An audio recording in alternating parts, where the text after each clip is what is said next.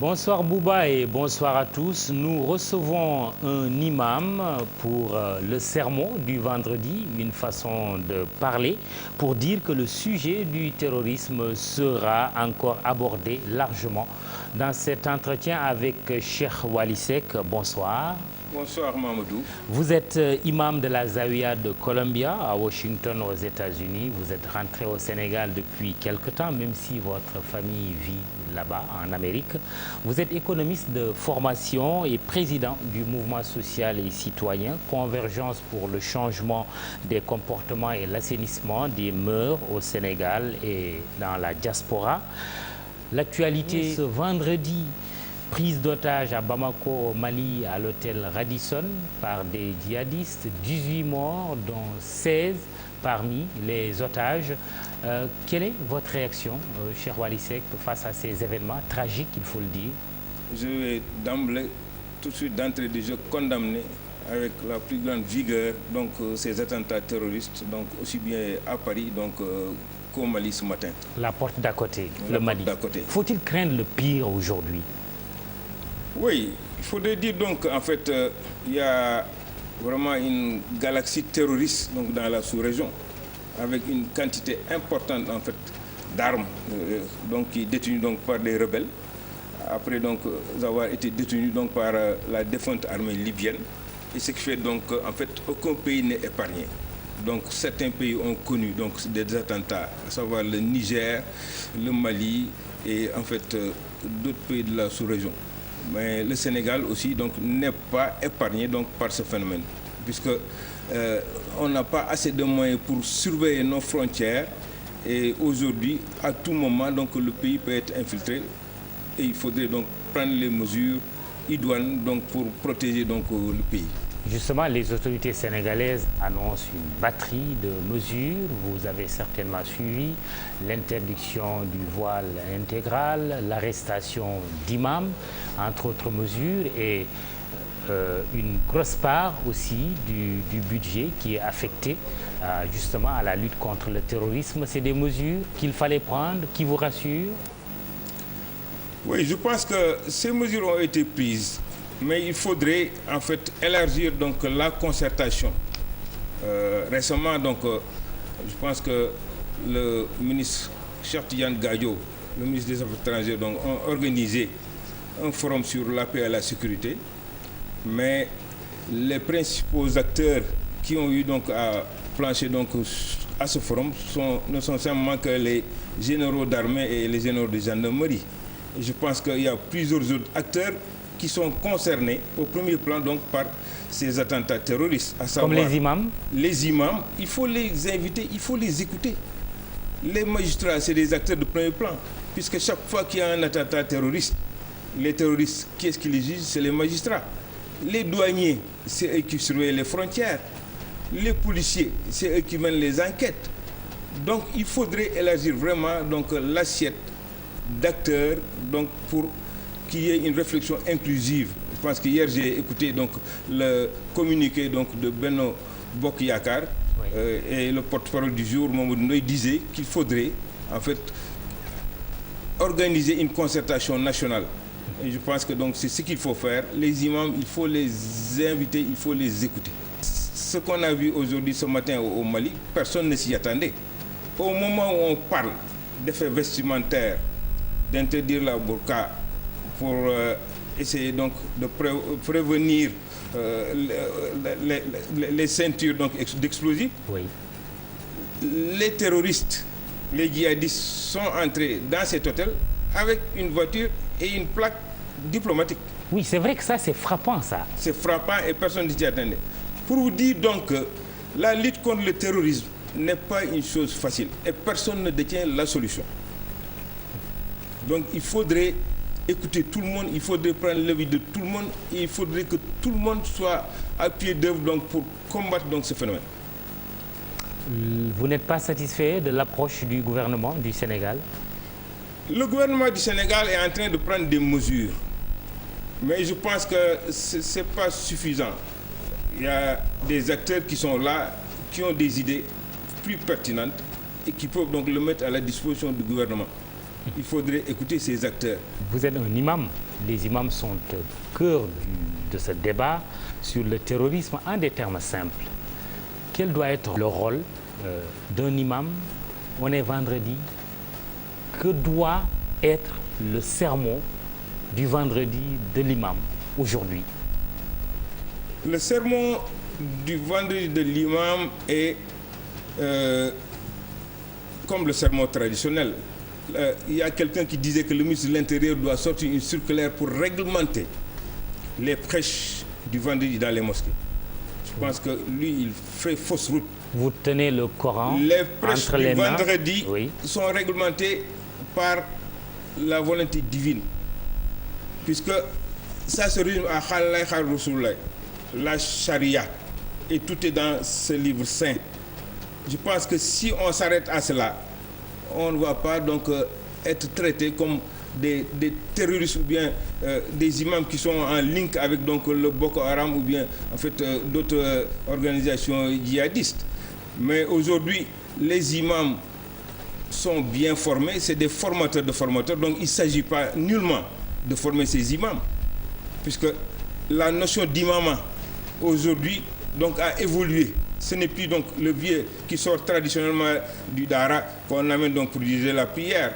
Si tu vas à Dakar, dans les grandes mosquées, tu ne vois que des intellectuels, d'anciens généraux d'armée, d'anciens ministres de l'Intérieur, en fait d'anciens banquiers, des gens qui ont maîtrisé la charia et la sunna et qui, au niveau de leur vie active dans leur corporation, donc ont plafonné. Donc il ne s'agit nullement de venir donc leur apprendre quoi que ce soit. Mais des gens aussi qui peuvent être sensibles à un certain discours, non? Un discours radical. Il faut être sensible à un discours radical. Oui. Puisque, comme vous le savez, aujourd'hui, les moyens font défaut. Et les ONG pullulent et les fondations islamiques. Ce qui fait donc que, sous cette couverture, tout est permis. Il faudrait que le ministère de l'Intérieur, qui a en charge de la coordination donc, des ONG et autres, soit plus vigilant à ce niveau. Puisque je vous dis aujourd'hui que durant ces dernières 15 années, aux États-Unis, toutes les ONG, fondations islamiques qui géraient beaucoup d'argent, oui. Traversent une crise financière aujourd'hui. Oui.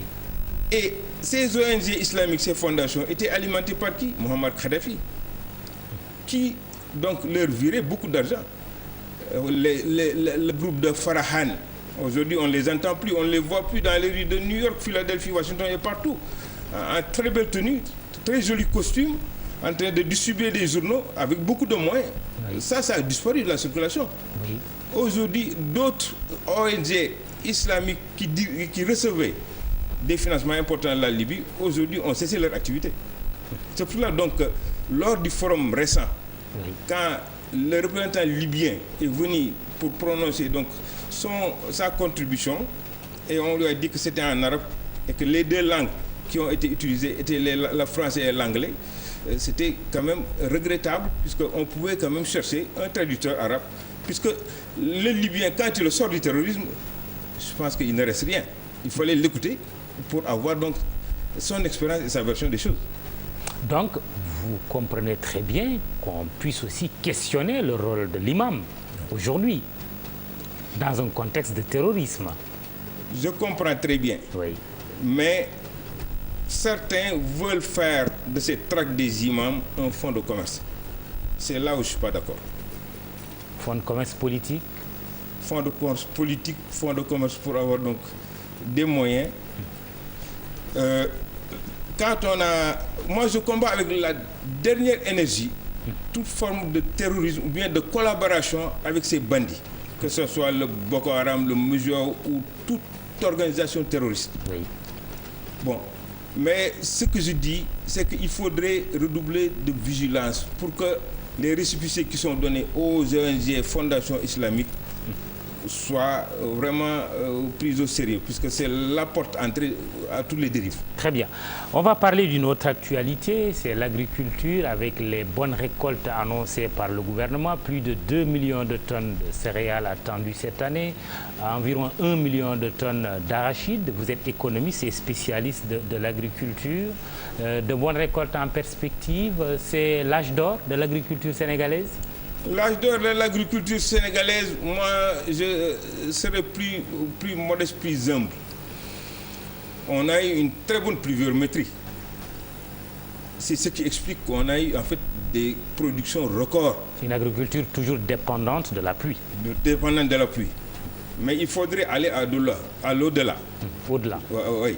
Je pense qu'en fait, on a tenté à un moment donné l'après-barrage pour aménager les 240 000 hectares. Jusqu'ici, on n'en est pas à plus de 100 000 hectares. Il faudrait doubler davantage en fait, ces superficies emblavées.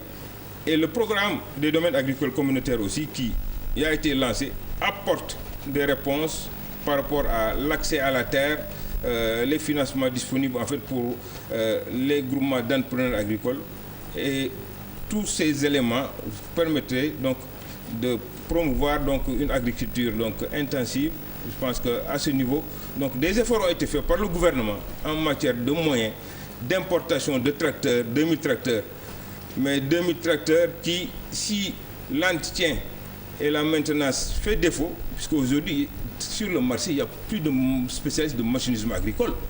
Et si ces tracteurs-là ne sont pas maintenus, entretenus, je pense que dans un an, ils vont tous aller à l'arrêt, comme ça a été le cas pour les tracteurs indiens. Toujours est-il que l'objectif, c'est d'arriver à une autosuffisance en riz en 2017. Ce n'est pas loin, cette échéance-là. Vous êtes vraiment optimiste? Vous pensez que le Sénégal peut y arriver? 2017,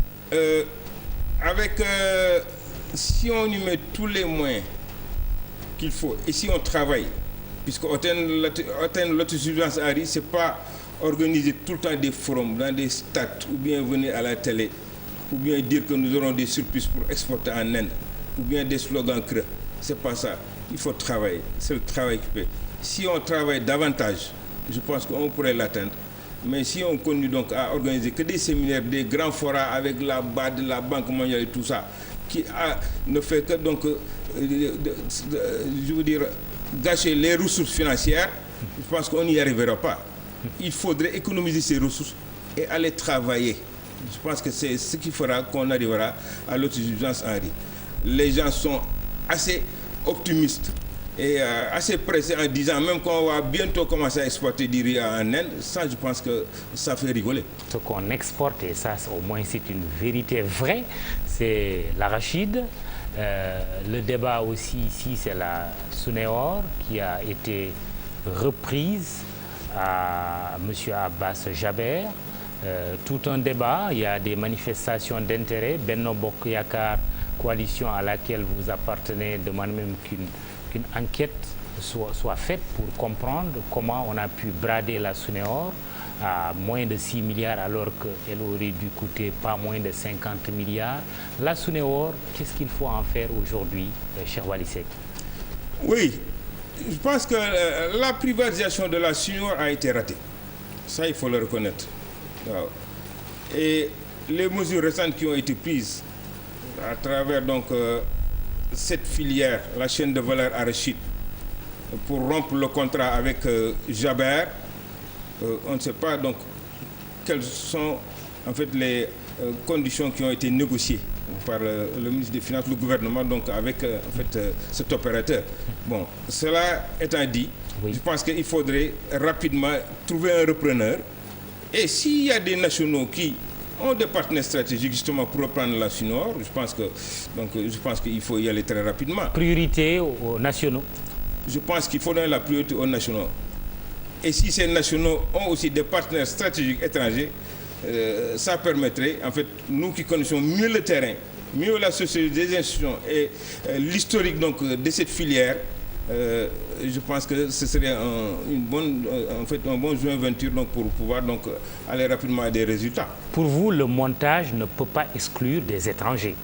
Pour moi, le montage ne peut pas exclure des étrangers, même si certains opérateurs nationaux donc, ont manifesté leur intérêt pour reprendre la Suneor. Donc M. Cheikh Amar, publiquement, oui. Donc Cheikh Amar, je leur recommande en fait de s'allier avec donc, des partenaires stratégiques qui ont beaucoup plus de moyens pour pouvoir donc, reprendre donc, la Suneor. Cheikh Wally Seck, vous venez de mettre sur pied le FONGAD, Fonds de garantie pour la diaspora. Ça veut dire quoi? Quel est son objectif? Quelle est sa vocation? Oui, l'objectif donc de la FONGAD, dans un premier temps, il y avait l'idée de cette banque de la diaspora. On s'est dit que donc la diaspora injecte chaque année donc beaucoup d'argent vers notre pays, les transferts donc d'argent.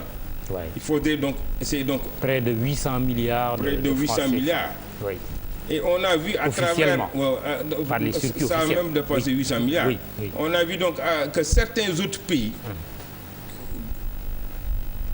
sont bien organisés et ont pu bien gérer donc toute cette manne financière pour investir donc dans le pays. Pourquoi pas le Sénégal? Avec l'appui de la Banque mondiale, j'avais eu donc avec la vice-présidente qui était là-bas donc à cogiter sur la formulation d'un programme engagement pays. Et aujourd'hui donc des amis qui sont donc à Atlanta et Virginie ont repris le dossier et on a lancé donc l'idée de mettre en place un fonds de garantie donc de la diaspora, justement pour essayer de récupérer toute cette manne pour pouvoir donc avoir des garanties pour injecter tout cet argent donc dans des secteurs stratégiques comme l'agriculture ou bien l'industrie. Donc je pense que le dossier est assez bien avancé. Pourquoi pas demain prendre des actions dans Suneor? Voilà, pourquoi pas. Oui. Pourquoi pas prendre des actions dans Suneor? Oui. Et cela nous intéresserait. Ah oui, beaucoup. sérieusement? Oui. Puisqu'il y a un fonds de garantie américain qui est basé à Atlanta, qui capitalise plus de 800 millions de dollars, qui aujourd'hui souhaiterait justement investir dans notre pays pour ouvrir une banque. Pourquoi pas donc intégrer un peu, je veux dire, le holding Amar et d'autres partenaires des organisations paysannes pour former carrément un groupe homogène avec des partenaires stratégiques américains pour prendre la Suneor. Et vous sentez vraiment un engouement au niveau de la diaspora pour ce fonds de garantie? Pour une fois. Puisqu'en 2010-2011, moi j'avais, avec l'appui de la Banque mondiale, essayé de réunir la diaspora.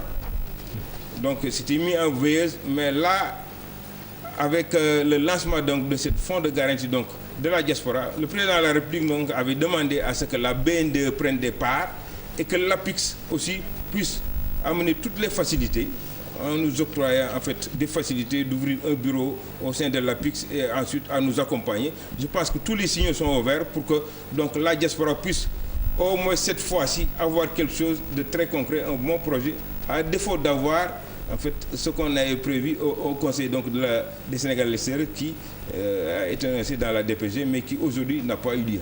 Concrètement, ce FONGAD va être ouvert quand? On peut dire que ce FONGAD est ouvert puisque le conseil d'administration a été formé au mois de juillet.